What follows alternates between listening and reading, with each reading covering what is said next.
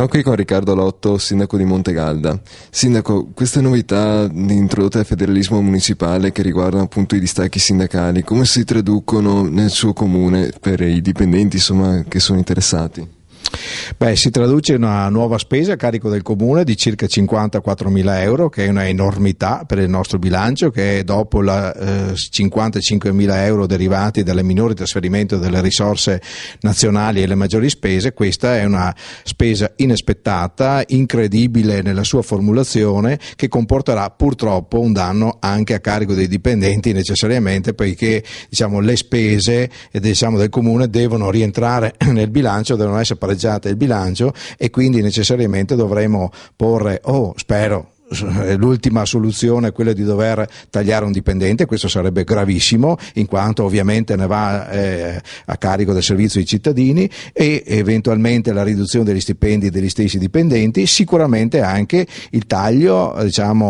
orizzontale su tutti i capitoli di bilancio, quindi sociale, quindi le spese di sostegno agli alimenti, le spese per i medicinali delle famiglie in difficoltà, tutte quelle che riguardano le spese che in qualche modo riusciamo a sostenere tante famiglie in difficoltà, che inevitabilmente dovremo tagliare per riuscire a chiudere il bilancio. Quindi di questo me ne dispiace, poiché io ritenevo che il sindacato facesse in qualche modo gli interessi dei dipendenti, e mi pare che questa soluzione comporti un aggravio a carico dei dipendenti e un aggravio di tutti i cittadini, che dovranno per forza, e questo me ne dispiace, pagare questi 54.000 euro per coloro che non verranno a lavorare, ma che lo Stato gli garantisce, la legge dello Stato gli garantisce lo stipendio.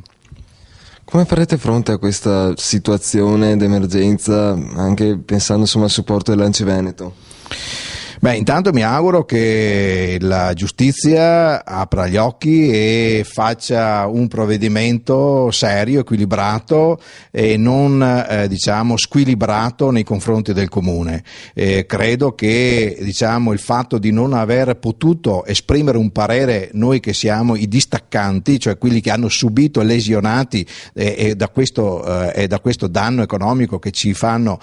come distacco sindacale, spero che verrà tenuto conto nell'udienza e in tribunale, poiché le ragioni che portiamo sono veramente di una situazione disperata del bilancio comunale, che in qualche modo possa essere tenuto conto anche